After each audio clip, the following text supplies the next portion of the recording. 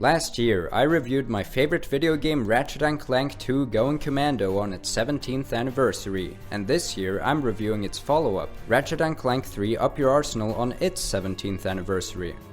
It's not exactly a special anniversary, but that's why I've decided to review the original Ratchet Clank on its 20th anniversary next year, and cover Up Your Arsenal now. This meant that Ratchet Clank Month had to start a little earlier, on the 2nd of November instead of the 4th, since that's when Up Your Arsenal came out. While I didn't get it on its launch day, I did get it for Christmas of the same year, so I wasn't that far off. Unlike with Going Commando, however, I don't have a clear memory of getting it on Christmas, so that might explain why I'm not as fond of Up Your Arsenal, even though it's often considered to be the best game in the series. I myself find it to be the most overrated game in the series, but why is that, and what makes it one of the best anyway? Let's engage the gravimetric warp drive and find out in this review. This is the true story that Captain Quark hoped you would never see. The unauthorized, uncensored, and utterly unbelievable missing chapter of the Quark comic series. Up Your Arsenal was released on November 2nd of 2004, and like its two predecessors, it was developed by Insomniac Games exclusively for the PlayStation 2. Unlike its two predecessors, however, it would have an emphasis on online multiplayer, which could also be played locally.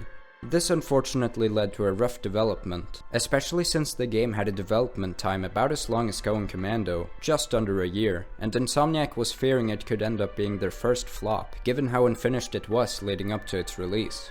Fortunately, they managed to make it work, and it became their most critically acclaimed game, selling about 3 million copies and getting a combined Metascore of 91. It's also highly beloved by fans, still being considered one of, if not the best RNC game, and maybe even Insomniac game altogether. Keep in mind that I've captured footage from the HD remaster on PS3 for this video, which unfortunately comes with a lot of bugs, so the footage might not always reflect what I say. Robotic citizens of the Solana Galaxy, the hour of your liberation is at hand! Ratchet and Clank are watching holovision in Clank's apartment on Megapolis, where they find out that planet Veldin is under attack by Terranoid creatures that are under the command of Dr. Nefarious. Because this concerns Ratchet's home planet, they engage their ship's new gravimetric warp drive to quickly travel from the Bogon Galaxy to the Solana Galaxy. On Veldin, they're recruited by the Galactic Rangers, who cowardly rely on Ratchet and Clank to do the job. They get acquainted with President Pharonix, who points them towards the one man who has managed to defeat Nefarious. That man turns out to be Captain Quark, who has gone crazier from his time as a test subject at Megacorp. After fighting him, Sasha invites them all to the Starship Phoenix, where Quark gets his memories back after Ratchet plays a Quark vidcomic. President Pharonix puts Quark in charge of the operation to stop Nefarious, and he assembles a crew called the Q-Force, which consists of returning characters Big Al, Skid and Helga, and new characters Scrunch and Sasha. Other shenanigans happen along the way, but the main goal is to stop Nefarious from turning everyone into robots. He's an unemployed rocket mechanic who claims to have saved 2 galaxies, but most people know him as Secret Agent Clank's bumbling chauffeur. He hopes that disguising himself as a Tyrannoid will make him more attractive to the ladies. Hey! My thoughts on the story is that it's really well told, but not the most interesting. It has good pacing, and some good twists and turns along the way, but some of the cliches that are used really rub me the wrong way. When Sasha tells Ratchet that Nefarious' next target for robotification is Veldin, it doesn't really carry much weight, since we only see a brief reaction from Ratchet, and unlike in the original RNC, we don't even revisit Veldin. Big Al claims that the odds of destroying Nefarious' Biobliterator are almost impossible, yet Clank easily takes care of it with a massive turret. But wait, it turns out that there's a second, much stronger ball of death. Now where have I heard that before? What's especially annoying is that the second Biobliterator is even easier to blow up, just shooting it a bit with a hovership, or better yet, the Flux Rifle. I therefore think that while Up Your Arsenal's story is well told, it falls a bit flat when it's trying to be serious and emotional. What really saves the writing then is how absolutely hilarious the unserious moments are. I'm not quite sure whether I find Going Commando or Up Your Arsenal funnier, but they're both the funniest games I've ever played. Up Your Arsenal could very well have the funniest stretch of cutscenes in the entire franchise, beginning at Starport Celdran, where Quark implies that he screwed a monkey, and later sits on a flight stick. We can basically roll credits after this. Then inside the Leviathan ship, Quark roasts Nefarious, sending him into Lance and Janice mode. Lawrence happily slaps him, and when Nefarious tells Lawrence to teleport them out of the self-destructing ship, Lawrence leaves him hanging for a bit. Then there's the Quark funeral scene, which is a great example of turning a serious situation into an unserious one. Ratchet talking about Quark's butt chin while trying to find good qualities about him, and the icing on the cake being Clunk's reply, "What a load of bullshit," after President Phyronix says how selfless Quark was. I'm telling you, it's peak comedy. The game has several other hilarious and quotable scenes, like the One of Nature's Mysteries documentary, which includes some redneck claiming that Quark was buck naked, screaming, and holding a banana. Or maybe it weren't a banana. It could be One of Nature's Mysteries! Another funny moment is this conversation between President Phyronix and Ratchet. My daughter tells me you're a man who's good with his hands, Ratchet. Sir, I swear I never... The city's laser shield went down. Courtney Gears' mere existence is funny too, being a parody on Britney Spears, and I find it amazing that the developers went out of their way to make a high-effort music video for her. I see the future, and what do I see? Robots going crazy across the galaxy. Can't stand organics, they're soft and squishy. The time is now, where robots must be free. It's a cool twist that she's a villain, working for Dr. Nefarious, who's one of the best characters in the series. Sure, his motivations for wanting to turn everyone into robots are questionable, but he's just hysterical. He always shouts and goes on angry tangents, which could become tiring, but it helps that he occasionally freezes whenever he's triggered enough and plays clips from a soap opera called Lance and Janice. Secret Agent Clank is merely a fictional character I play on the holo video. Lies! Squishy lies! Oh, Lance. I can't. It's not right. You're my cousin's uncle's son. Lies! It's an amazing subversion, and a nice breather from his constant screaming, until his butler Lawrence smacks him. Lawrence is a great complementary character to Nefarious, speaking calmly with a sarcastic tone. I love how he always messes with Nefarious, sometimes roasting him without Nefarious even realizing. He is also one of the best characters in the franchise, and combined, Nefarious and Lawrence make a fantastic duo. The main duo Ratchet and Clank are about as good as they were in the last game. They still don't really receive any development, but move the plot forward and comment on the events. Something I find funny is that in the last game, Ratchet got recognized while Clank was unknown, and in this game, Clank is praised as the superstar with a secret agent persona, whereas Ratchet is seen as his bumbling chauffeur. Ratchet has some funny moments, especially at the funeral scene I mentioned, in addition to his imitation of Courtney Gears in a certain video of hers. Clank has more badass moments, enacting Secret Agent Clank, especially when he blows up the first Bi-Obliterator. He probably has less funny moments due to being absent from the funniest stretch of the game that I brought up, where he's replaced by Nefarious's clone Clunk. He was pretty fun while he lasted, but of course he couldn't replace Clank. It's nice to return to the Solana Galaxy and see some old faces that were missing from Going Commando, but the use of those characters isn't the best. That is kind of the point, that Quark makes Ratchet and Clank do all the work, leaving little for the rest, but I feel like they still could have played more significant roles. In the first two games, you'd meet multiple characters over the journey only once or a few times, but they were memorable despite that, so I think that fleshing out these side characters in 3 that'll be with you for the entire game would have been a good compromise. Maybe have a similar system like the Normandy in Mass Effect, where your squad mates will say new things depending on your progress. I can at least appreciate that the Q-Force members interact with each other on the bridge, even though the dialogue is randomly generated and often nonsensical, but that makes it funnier. Plot a course for Sector Alpha 5. Nice! It's also funny hearing them over the speaker, especially when Quark accidentally presses the self-destruct button.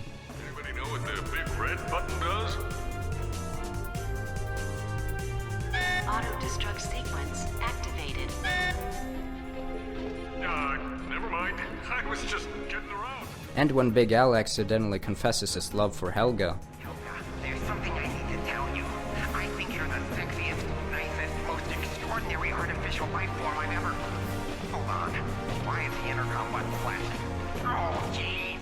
Awkward. I love Skid McMarks, as he's an endearing scaredy cat, actually helping out in missions despite that, more so than the other members. Surprisingly, Scrunch also helps out quite a bit, and Big Al does some valuable decryption work, but the Q-Force overall feels a bit hollow, so I didn't feel as much as I think was intended when the Starship Phoenix was under attack. This goes back to my point about the serious moments not quite working, and I think the Galactic Rangers were handled better in this regard. They're total cowards throughout most of the game, letting Ratchet and Clank do all the work, but they still tell them how much they appreciate their help, giving them useful rewards as thanks, and they actually joined the fight against Nefarious in the end. Gotta love their conversations too. Reminds me of the Battle of Hamachi Flats back in 23, when it took on an army of ghost pirate robots with nothing but a quack array and a half-charged crotchetizer. Is that why some of the older guys call you cabin boy, sir? All units maintain radio silence. That must have been a real feather in your cap, Chief. Keep talking, J-31. We'll see how you like scrub duty for the next 6 weeks. I've intentionally saved the best for last. Captain Quark!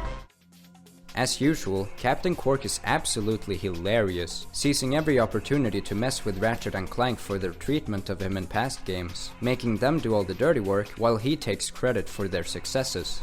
Nefarious and Lawrence may be amazing newcomers, but Quark still absolutely steals the show, and not just in the comedic moments.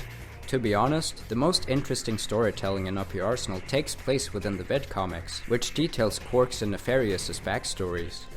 Even though Quark used to be seen as the greatest superhero who ever lived, these vidcomics show that he performed many shady deeds even back in the day. They're even written to make him look good, though the narrator does tend to go off script, calling Quark out, which will never not be funny. The exciting, all-true, right, adventures of Captain Quark.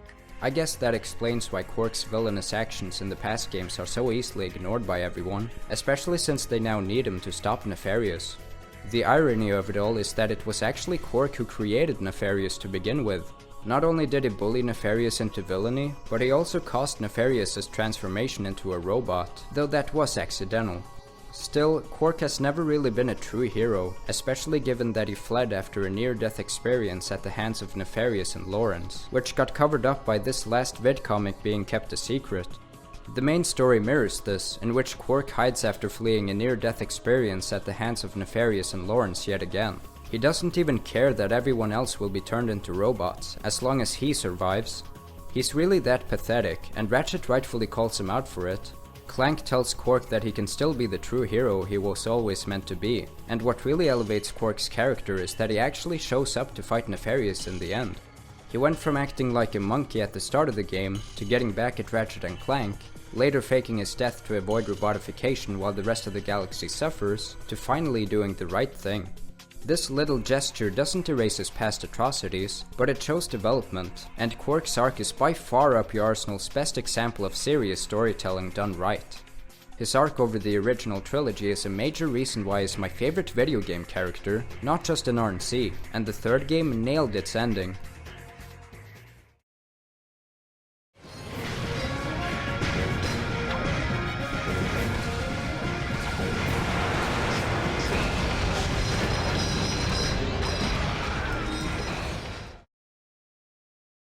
Right before replaying Up Your Arsenal for this review, I replayed the prior 2 games, and what's immediately noticeable is how smooth everything feels.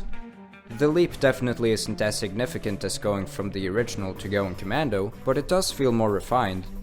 In general, this game doesn't innovate as much as Going Commando did, but does have quite a few quality of life improvements that subtly enhances the experience. Instead of having to manually buy ammo for each weapon, there's an option to buy all ammo at once, and ammo is usually replenished between missions. I appreciated the commentary the paywalls from the previous 2 games added, but removing them makes progression and bolt management far more convenient. While I love the nanotech leveling up system, a potential problem with it is that you might not want to continue using a fully upgraded weapon, since you have other weapons that need to be upgraded, and this game alleviates or at least postpones this issue, since it's possible to level up every weapon multiple times, giving them greater staying power throughout the campaign. Depending on your preferred playstyle, the more streamlined nature of Up Your Arsenal could be a convenience as well, but I myself find the gameplay's variety to be a bit lacking.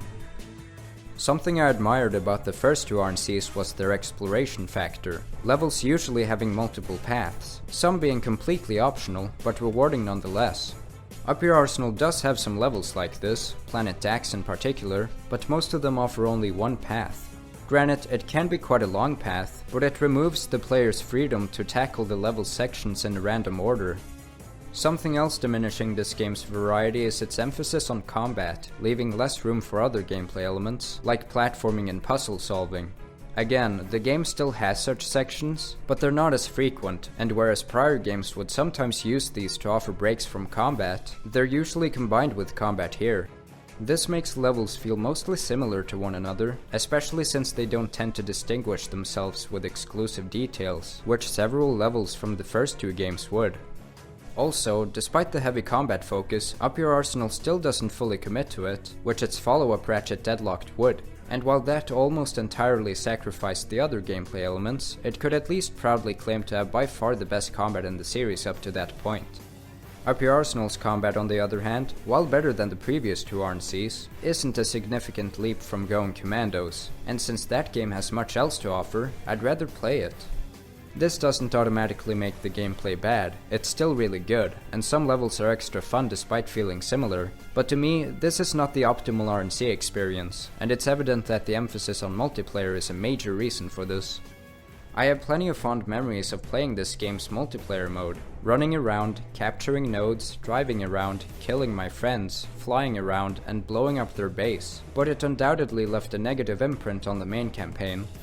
Certain levels are reduced to multiplayer maps, which feels especially insulting when some of them are returning levels from the original RNC.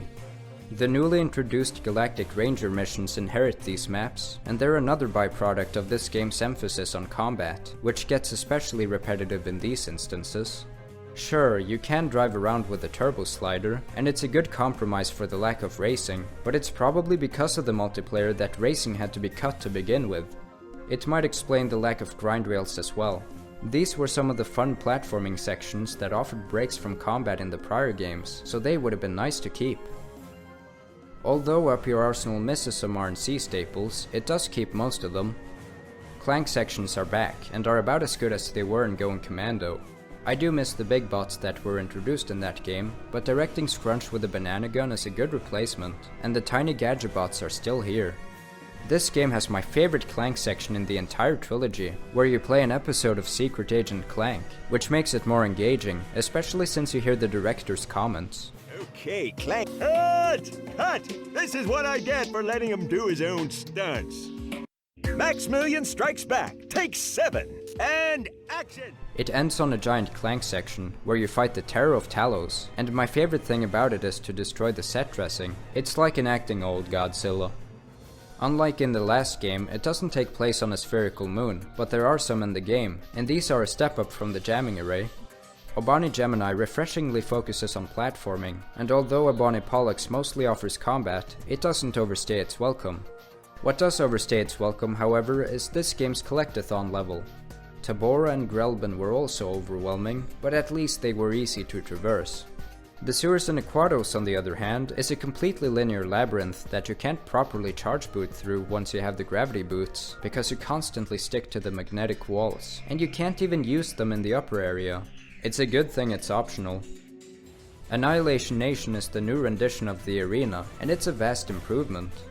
This one has more interesting challenges, many related to specific weapons, and the obstacle courses are especially fun, balancing platforming and combat really well. There are some longer challenges, including one with 100 rounds, called the Corktastic Challenge, and while it isn't particularly challenging, it's a fun time that mixes up the format, switching between timed rounds, gas rounds, and weapon cycling rounds. A fantastic addition is the Starship Phoenix, which acts as a hub you return to, and it's a great one at that. It's not all that big in scale, but there are plenty of things to do in it, like testing weapons, purchasing armors, viewing trophies, doing VR training, and last but certainly not least, playing Captain Quark vidcomics.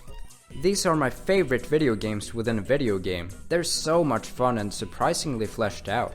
It's amazing that they allow me to play as my favorite character, and there's such a fun mix of fighting and 2D platforming, especially in the final level, where you have to escape the freezing water.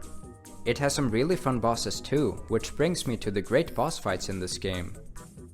The bigger emphasis on combat comes with some perks, and Up Your Arsenal easily has the best selection of boss battles in the original trilogy because of it.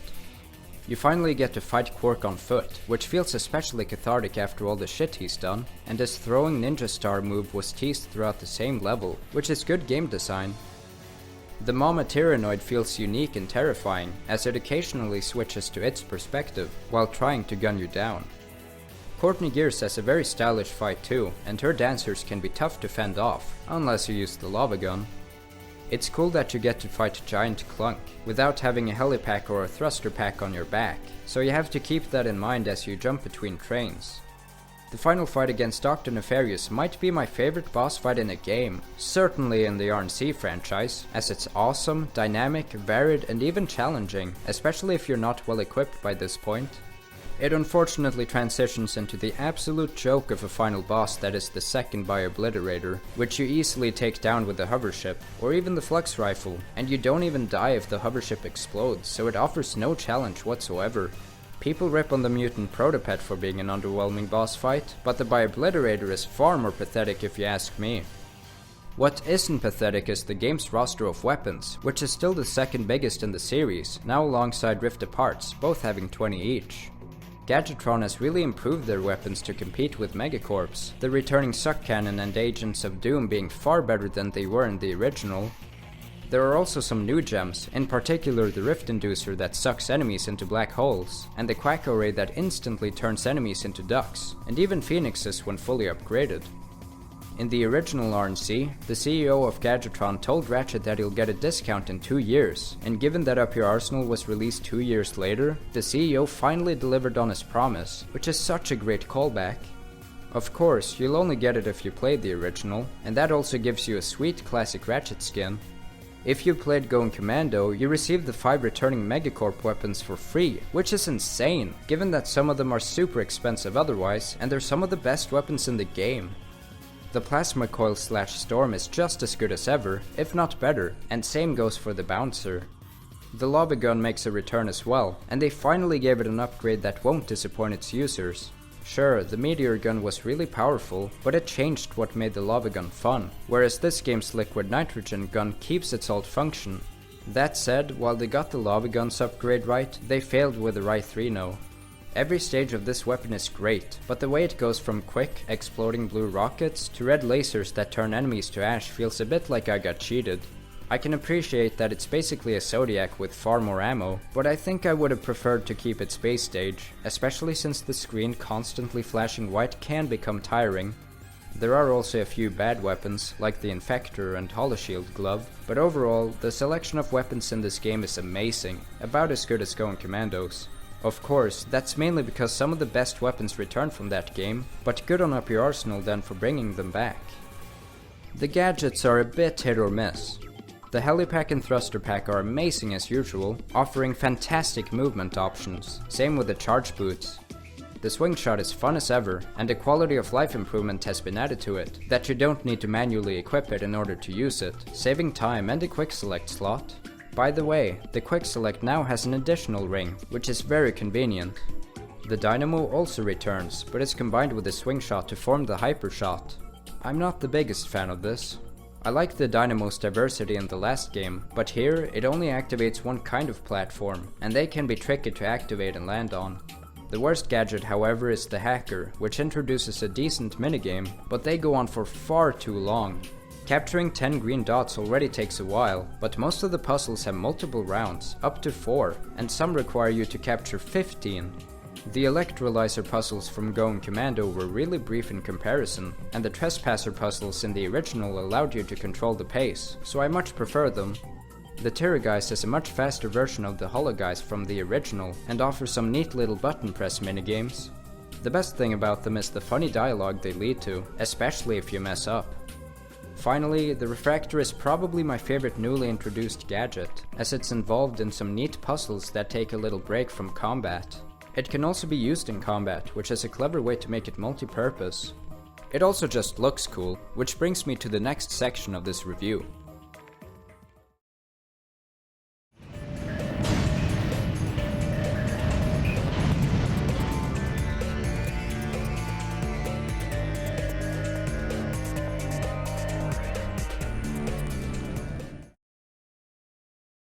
I think part of why the gameplay of Up Your Arsenal can feel so repetitive is because of the visuals being less varied and detailed than in previous games.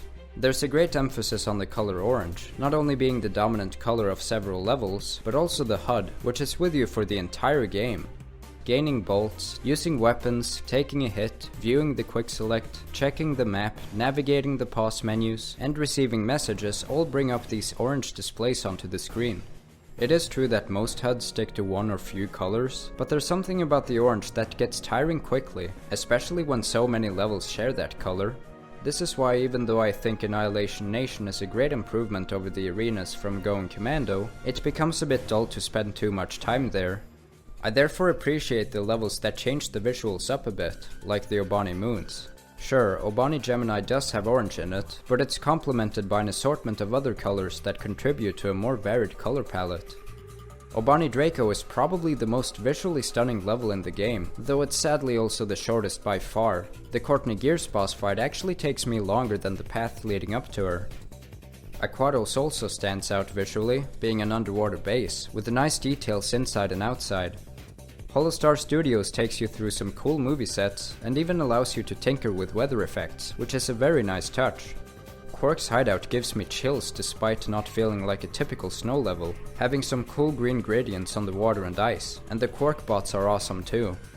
I also love Koros' aesthetics, featuring a dark blue sky and offering some of the best lighting in the game, giving the feeling of crashing the city at night. Otherwise, lighting, and by extension detail, is something the previous games handled better, especially the original. This is particularly noticeable when comparing returning levels to their predecessors.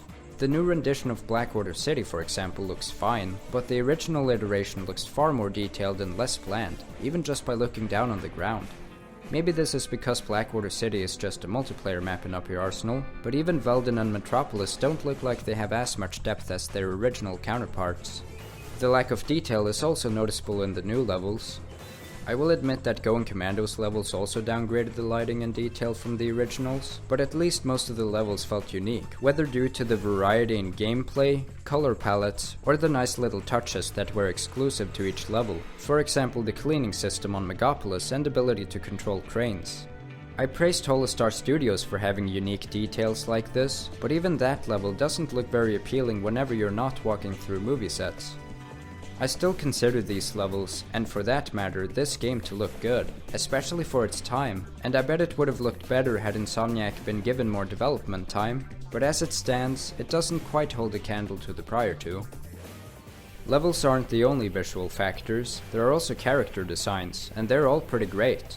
Returning characters look just as clean as before, some wearing new outfits that fit them nicely. The new character models are also fantastic and fit the RNC universe well. I'm particularly fond of Nefarious' design, and the animations that come with them. They're some of the best in the series. There's also this nice sheen effect that's especially noticeable on Clank, and other effects that have better lighting than the environments. Something that's a bit unfortunate is how few alien species there are compared to before. Unlike before, you don't meet a different character in most of the levels, and most of the enemies you encounter are ninja bots, soldier bots, and tyrannoids. I can at least appreciate how diverse the tyrannoids are, coming in various sizes and controlling different machines. They even become machines themselves, when Nefarious bio-obliterates Metropolis, which is such a great touch, and their robotic forms look awesome. All of these characters have some incredible voice acting. James Arnold Taylor continues to prove that he can play Ratchet. That's it, Quark. You've had this coming for a long time. David Kay continues to deliver as Clank, especially since the secret agent persona and Clunk give him more to work with. Bring the car around, Jeeves, and mind the ejector seat this time. And Jim Ward yet again kills it as Captain Quark, perfectly portraying all his complexities. I could have died! Me, Captain Quark! Imagine an entire galaxy with no more me! Christopher Hatfield gives Big Al such a convincing nerdy voice. Impossible! I ran a recursive checksum on the signal matrix. Mona Marshall makes Helge sound very German. You have plumped up like a giant green bratwurst! It is time for the fitness course! And Neil Flynn portrays Skid as a dude bro so well. Black ops are my speciality. I figured you guys could use my help. As for the newcomers, Armin Shimmerman makes Dr. Nefarious with his exaggerated shouting. Destroy them! Eradicate them! Annihilate them all! Michael Bell oozes sarcasm as Lawrence. Oh, may I, sir? What a treat. And Lindsay Schnebley channels Bill Clinton through President Veronix. Of course, that's great news for my re-election campaign because, as you know, I'm half robot myself. These are just some of the standout examples. There are plenty of other amazing portrayals in this game, and they greatly contribute to how funny the game is. This game also sports a fantastic soundtrack, again composed by the legend David Berchot, who continues to deliver banger after banger. As is the case with most aspects of this game, the music isn't as varied as before, but I think that's fine in this case. Given the combat focus, the soundtrack is more high octane overall, and it really does make me want to blow shit up. Action-packed tracks I love include Bonnie Draco,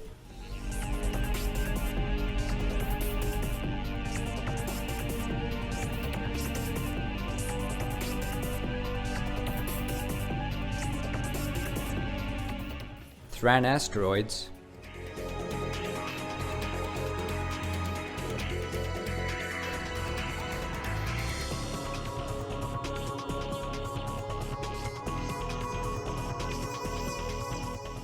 Koros,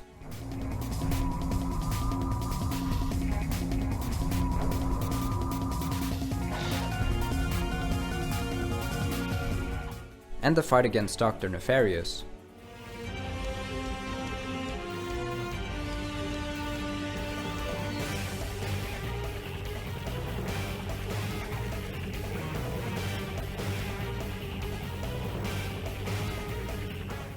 Of course, Death to Squishies is also wonderful.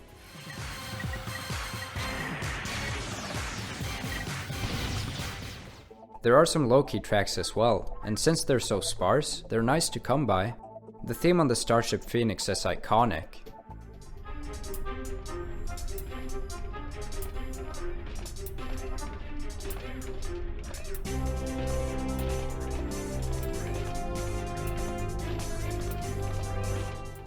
Even though I dislike the area itself, I do enjoy the ambience of the Aquato sewers.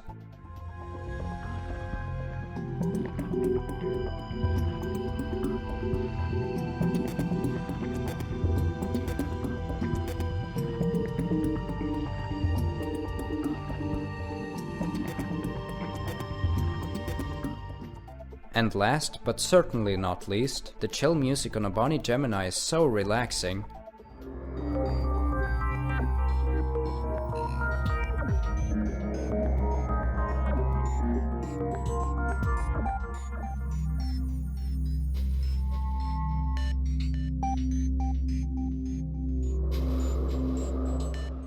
Some tracks return from the first two games, Annihilation Nation using a track from Aranos, as well as the dogfight theme from Pokitaru. Umbrus' Snagglebeast theme plays on Celdrin, and the music from Drex Fleet's dogfight plays on Mylon. They're really good, but I'm not sure why these specific tracks were chosen, and used at these specific points. The music for Blackwater City and Metropolis make a lot more sense, and I love the new touches added to them.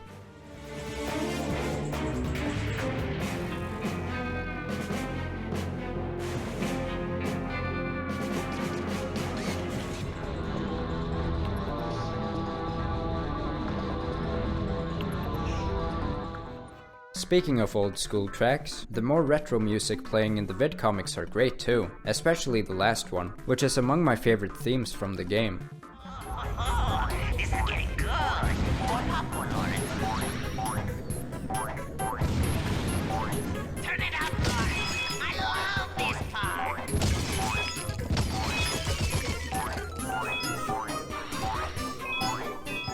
It's hard to determine which game in the original trilogy has my favorite soundtrack, but I love all of them about equally, so no complaints here. Lastly, there are the bonuses, and the menus are unfortunately a bit dry compared to before. They don't contain any commercials or documentaries, and there aren't any fun photoshops either. At least cheats return, and it's great that you can give Clank a secret agent look. I especially love the wrench replacement, giving Ratchet a pink, double-edged lightsaber. It's absolutely badass. There's a bigger emphasis on skins, and these look really nice, bringing back the iconic Snowman and Tuxedo Ratchet, and adding the cool Brainius, Trooper, and Robo. The secret skins are the best, however, turning Ratchet into a sumo wrestler, a ninja, a Santa, and even a monkey from Ape Escape. What makes up for the slightly lacking menus is the new Insomniac Museum, which is always a highlight whenever it shows up, and honestly bumps up the game's score. You can test out some unfinished vidcomics, which is great, even though these are a bit annoying. You can try out the cut racing segment on Florana, which is a nice way to honor it, and you can even encounter Chainblade, who wields some badass purple whips, which could be the precursors to the ones in Miles Morales. There's also much to learn by reading the boxes of text, but it is kind of a shame that the developers don't narrate them anymore. I'm also not a fan of the atmosphere here, having some overbearing music and bland visuals, which is in contrast to Going Commando's museum. Still, the very fact that Up Your Arsenal has a museum at all makes it a better game than it would have been otherwise. Who cares? Just get us out of here. What? That wasn't even close to 60 seconds! To conclude, I have mixed feelings on Up Your Arsenal. In terms of positives, the story is well told and has terrific comedy, because of Dr. Nefarious, Lawrence and Captain Quark in particular, and Quark became an even deeper character. It has amazing combat, with some subtle quality of life improvements that create a more refined experience compared to before, and I adore some of the gameplay additions. The character models and some of the levels look wonderful, the voice acting is superb across the board, and so is the soundtrack. As for negatives, I usually can't take the story seriously when it's trying to be, and the side characters don't contribute as much as they should. The heavy combat focus makes other gameplay elements less engaging, contributing to repetition with levels that feel similar. This is partly due to a lack of detail and visual variety, at least compared to previous installments. I knew I was going to criticize many aspects of this game while reviewing it, but I honestly didn't expect to be this harsh on it. I don't even think it's a bad RNC game, hell, it's one of the best.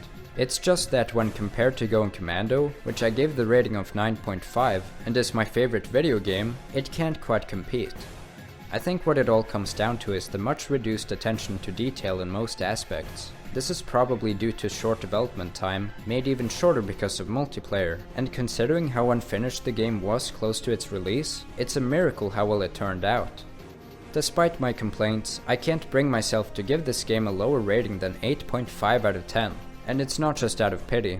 A mainline RNC game is just that good at minimum, and even though I find Up Your Arsenal to be the most overrated entry in the series, I can't deny that it's still one of my top 10 favorite games, and perhaps the game that's made me laugh the most. The first week of Ratchet Clank Month 2021 is over. Next week I'll count down my top 10 favorite RNC levels, and judging by this review, Up Your Arsenal might not fare very well in that list. I'm Arcadon, and hopefully, you'll see me next week!